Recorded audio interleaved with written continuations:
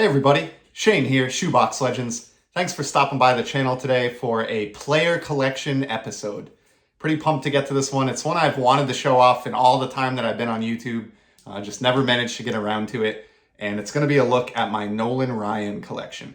Now I want to keep this somewhat brief, so we're not going to go into all the oddball, modern cards. We're going to stick to the playing era Nolan Ryan Topps run. Which I have in mostly graded form, but I do try to find unique items, as you know. So I have a couple curveballs in here just to kind of keep it interesting. It's not just going to be, the 68 rookie through the 94 Topps card. We're going to cover all those, but I have some fun stuff in between as well. So appreciate you stopping by for this one. Excited to get to it, and we're going to flip the camera around and check out some cards of the Texas Express. Thanks. All right, we have two cherished Nolan Ryan items from my youth, the Stadium Club Charter Member Medallion and the autographed Nolan Ryan ball that my dad gifted me for my birthday as a kid. I've had that with me my whole life and plan to always keep that here in my hobby room home office. Still brings back so many memories of Little League and collecting baseball cards, as a kid back in the 90s, and just pumped to have that ball. So let's get down to the cards, and we're just going to go in chronological order, like I said in the intro, but I do have some fun wrinkles. So let's start with, the card that is probably most recognizable, the 1968 Topps Jerry Koosman Nolan Ryan rookie card. And in typical fashion, you will not be surprised to hear this. This is a card where I went for eye appeal. So this is a 2.5. But thanks to those burlap borders, those infamous burlap borders, looks really, really good. Clean card. The image is just super sharp. The color is great. And it's well centered, which is what I care about. So iconic card. Don't think I've ever shown this one off on the channel. Somehow made it over 2 years here without showing my Nolan Ryan rookie. But I've had this since before I was on YouTube. And I helped fund this purchase with a eBay gift card that my parents gave me for Christmas a few years back. So I wanted to get something significant and put that gift card towards it so that I would always kind of remember that my parents helped me achieve getting this kind of dream card for my collection. When I was a kid collector, there was perhaps no card that I wanted more than the Nolan Ryan rookie card. So while I don't have the highest graded copy you'll ever see out there, this is my copy and I'm happy with it. And I don't ever plan on upgrading that guy. I think it looks just fantastic. So there's the Ryan rookie. Next up, 1969, we have his first solo card. And this is one that I bought much more recently, maybe 2 years ago, and found a beautifully centered copy of this high number card from 69 Topps. And anyone who has tried to build the 69 set or get a superstar player for a player run knows that the centering is absolutely brutal. I mean, just anecdotally, I don't really have anything to back this up. In my opinion, 1969 Topps might have the worst centering of any set in the history of Topps flagship baseball. So really happy to have found this one. Again, a grade that in my opinion is a little bit deceiving. This is a beautiful looking four. We'll never need to upgrade it. And the first solo card of the great Nolan Ryan. So awesome stuff there. And that concludes the 60s. He really, as Topps goes, just has those two cards with the rookie coming in 68. And that's a wrap. So we're going to move now into the 70s. And of course, start with the 1970 Nolan Ryan. Have that in a PSA 5, another great image. In addition to being one of the most exciting and most collected players, he's just very photogenic and is one of those guys that's blessed with a lot of really nice cards. Especially early in his career, during like this Mets era. Obviously, won the championship with the Miracle Mets in 69. And this card here was issued right as, the Mets were coming off that improbable win. And this is also a high numbered card. So some of these early cards, not easy to get, this being card number 712, but I have this in a 5, which makes it affordable. I could see myself upgrading this one day. Not necessarily to a higher grade, but maybe to one that's got slightly better centering. But I've had this card for probably 5 or 6 years and still love it. And while we're on 1970 and the Miracle Mets of 1969, Wanted to introduce the first sort of wrinkle that I hinted at. Showed this one recently in a VR that I did for Joe at 4 Soft Corners, but also have this pretty rare Topps Heritage buyback from 2019 Topps Heritage that features the celebration card for those Miracle Mets that, of course, prominently features Lynn Nolan Ryan, second from the right there. So this is kind of a really cool oddball piece. You won't find many of these out there, and really, really glad and grateful to be one of the owners of that one. We'll just leave that over here for now so as not to block the auto ball. Moving on now to 71, and I've got another wrinkle for 71. Let's start with the standard card. This is one of Nolan's most beloved cards, just because of that great action shot with the Royal Crown Cola advertisement in the background behind him. Absolutely love this card. The black borders, as everybody knows, on 71 make these really tough to get in high grades. More than happy with this 4. There's minimal chipping and edge wear. It's well-centered, presents really well. This is everything I need out of my 71 Topps. Nolan Ryan, of course, his final Topps issue with the Mets. So that's pretty cool as well. And then the wrinkle that I have for 71 also have the O-Pee-Chee card. And I love this one even more than the Topps card. The colors to me, and maybe it's just the copy that I have from Topps, the colors are so much more vibrant on the O-Pee-Chee card when you see them side by side. It's really noticeable in the banner, the Royal Crown banner, but even the photograph of Nolan. Just love the darker tone to this O-Pee-Chee. But of course, the real reason I wanted this one, and the reason everybody loves 1971 O-Pee-Chee, the infamous floating head back. So this is not a high grade. I'm not saying this is a valuable card, but this is a sneaky good Nolan Ryan card here. Love the 71 O-Pee-Chee. Definitely one of my favorite cards in the run. And even though it doesn't strictly fit the confines of what we're going through, thought it would qualify anyway, and wanted to, again, mix it up with kind of some unique cards as well. Moving on, here's one that I'm really proud of. This is a never need to upgrade condition card that I grabbed a few years ago now in a PSA 6. One of my favorite images on any Nolan Ryan card. I love that cap with the Angels logo with the halo. I love the stern look on his face, the bold colors. Love 1972 Topps as a set. I think it's probably my favorite set of the 70s, if I had to rank them, and just so grateful to have this particular card in the collection. Love this one. Just perfect. Here's a look at the back.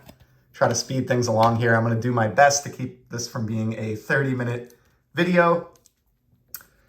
Next up, going in order, we got the 73. This is another very desirable card just because, especially in high grade, like this is a PSA 8.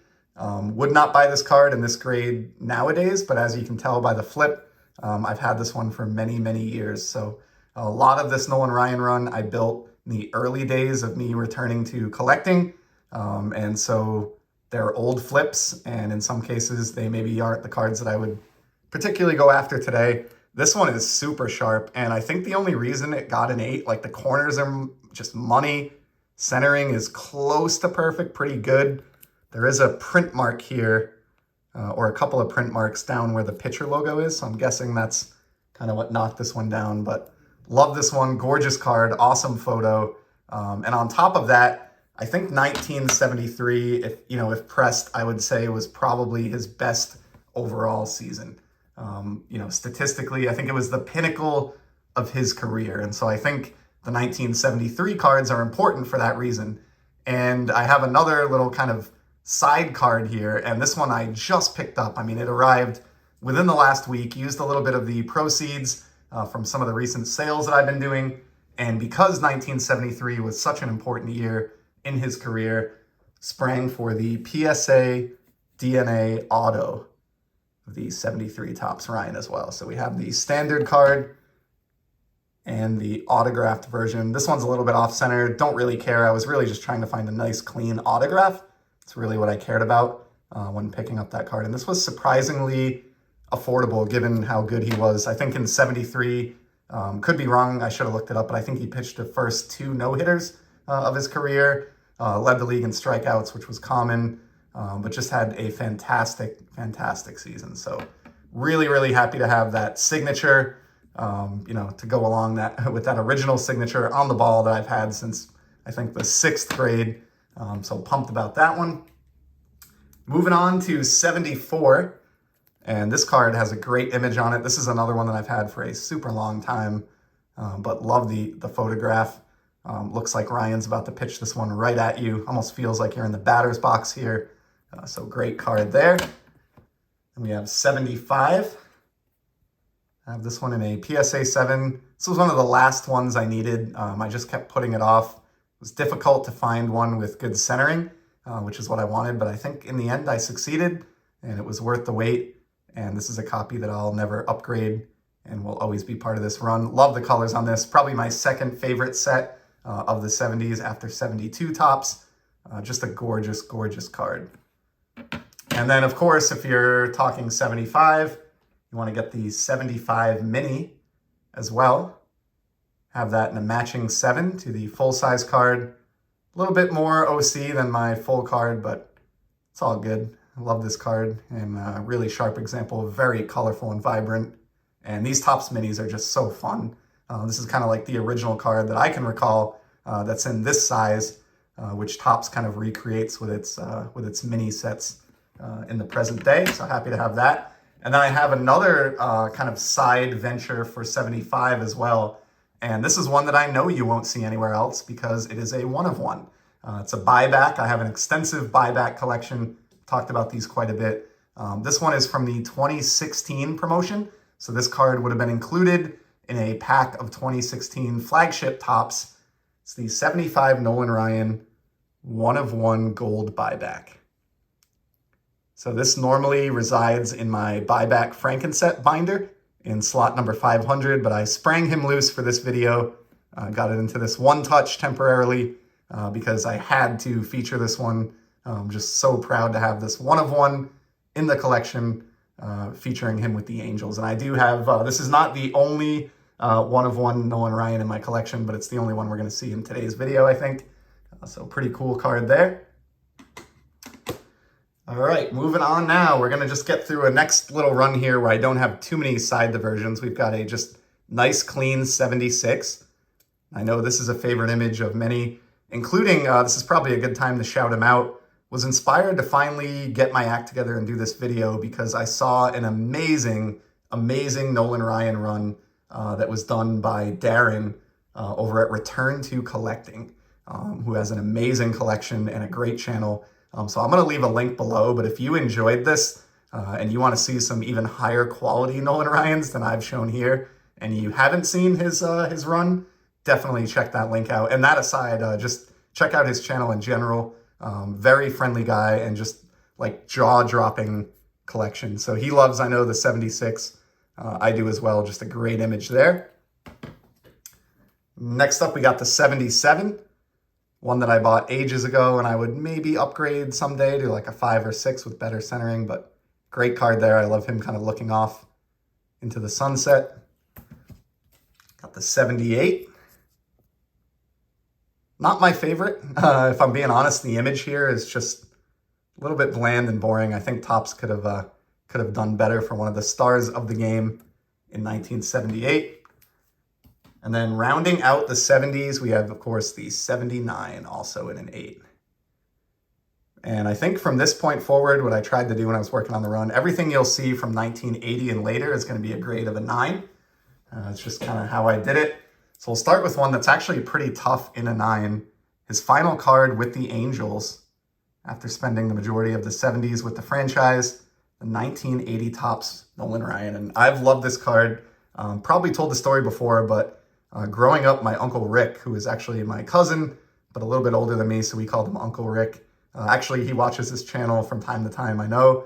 He had a copy of this exact card in one of those stand-up holders back in the day, and I remember him showing it off when my family was over there for a family event, and I was just like awestruck by that card. So pumped to have my own copy many years later in a PSA Fine 9. It's one of my favorite Nolan Ryan cards just because of that childhood memory, honestly, as obscure as that is. So cool one there. See if, I don't think it's going to stay in frame, but we'll put it up in the background here anyway.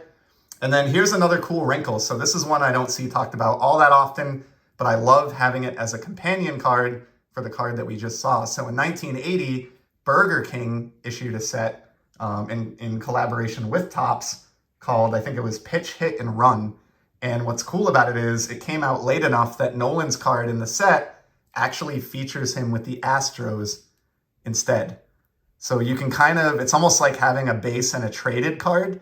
Even though Topps Traded didn't exist in 1980, you have the base card where he's with the Angels that we just saw. And then if you get the Burger King card, it almost serves as a traded card and serves as one of his first cards in an Astros uniform. I'm not like a super collector or an expert, so there may be other 1980 Nolan Ryans that show him with the Astros. I think his O-Pee-Chee card maybe says now with Astros. But to me, this one's much cooler because it actually shows him in the Astros cap in what looks like to me like the same photo shoot from the 1981 card, which is a nice segue into the 81. Certainly looks very similar. Same uniform there anyway, and same kind of sky in the background. So I wouldn't be shocked if I learned that those photos were taken in the same shoot. But here's the 81, not a super easy card in a 9.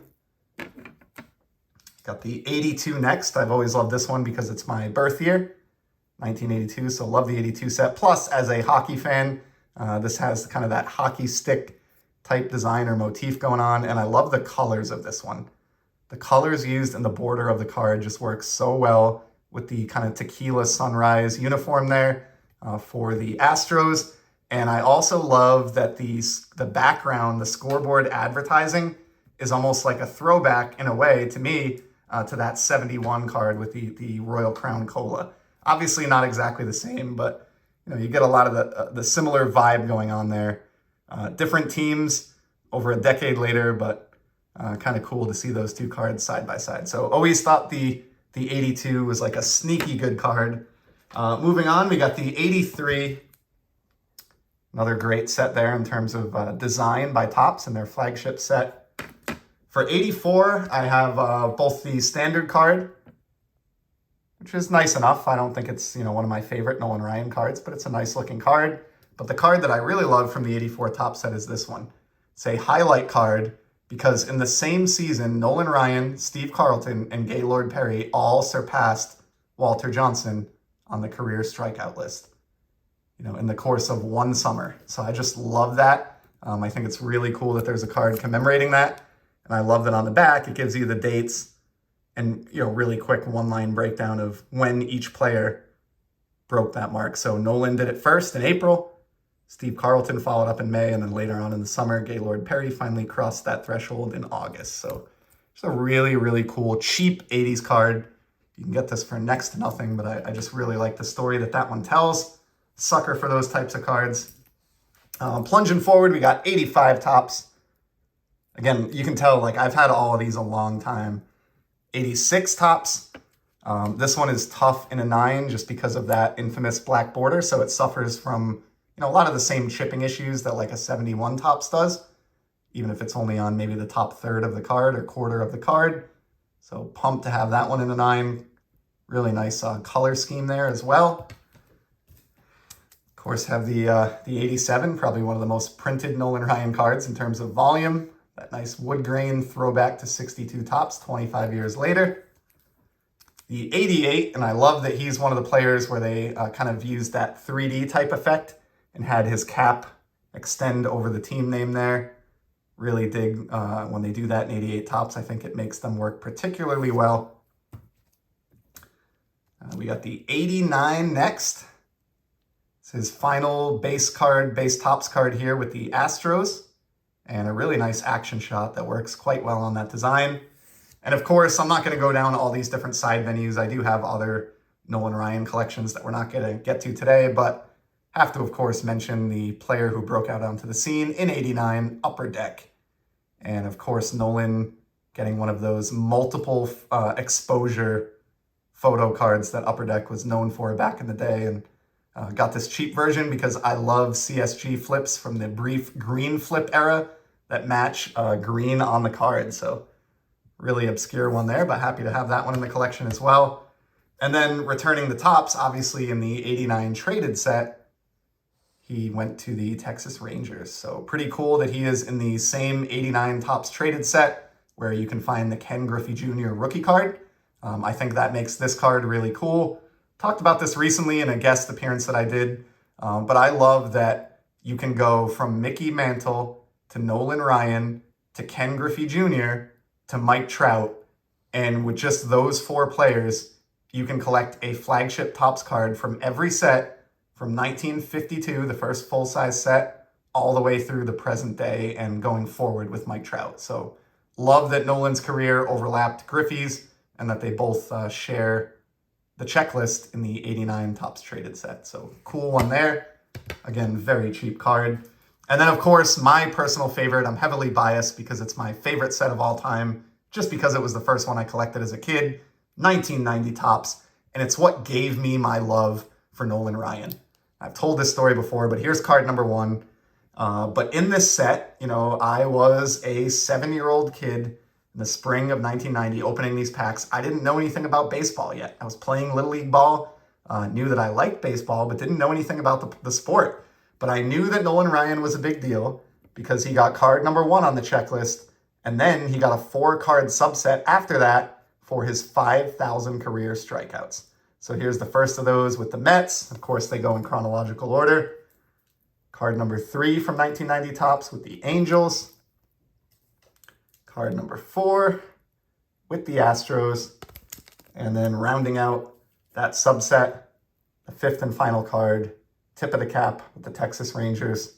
Again, just looking at those 5 cards, I knew instantly that Nolan Ryan was a big deal, someone to be respected in the sport, someone to focus my collecting on, even from that early age, and that just kind of stuck with me to this day. And now, of course, 1990 Topps being my favorite set, I could do a whole episode probably on just the versions of 1990 Nolan Ryans that I have, but I'll show just a couple here. This one was grabbed recently, the Topps Tiffany. I still haven't decided if I'm going to try to do a run of his Tiffany cards, but I was at least convinced enough to get into Tiffany, and I've seen enough of it of late to kind of develop an interest in it. So I wanted to get the overall favorite card from my youth, 1990 Topps number 1. And then something else that I've shown before, in fact, numerous times, I like that 5-card subset to start 1990 Topps off so much that I've completed the entire thing in PSA DNA authenticated autograph format. So here's card number 1, same 5 cards we just saw. Number 2, but all autographed by the man himself. Number 3, number 4 with Houston, and then number 5 again with the Texas Rangers. So really, it took me about 3 or 4 years of waiting patiently to accumulate all of those in autograph format. Finally got it done. And then we're going to finish out the run with the rest of the 90s in PSA 9s. 1991 Topps, great image here. And I think his only horizontally oriented flagship card of his 27-year career, other than the rookie. So you went from 68 all the way to 1991 between horizontal cards. And then he finishes it out with 3 verticals, 1992, 1993, card number 700 as he was winding down his career. And lastly, 1994 with the great 27 Major League seasons emblem adorning the card, and a very fitting final image of an aged Nolan Ryan hurling the ball towards home plate one last time. So just great card to kind of end his Topps run on, and great card to end this video on as well. Cannot believe I gabbed for almost 25 minutes, but I figured that might be the case because there was a lot to cover here. And he's just a player that I'm very, very passionate about. So can't believe it took me as long as it did to get my act together and get this video out there, but it feels great to finally get it recorded and to share my current stage Nolan Ryan collection with all of you here on the platform. Really appreciate it, especially those of you that stuck it out to the end here. It means a lot to me. Would love to hear from you in the comments. And as you know, I'll be back in the very near future with some more sports card content. Till then, take care and enjoy the hobby, everybody.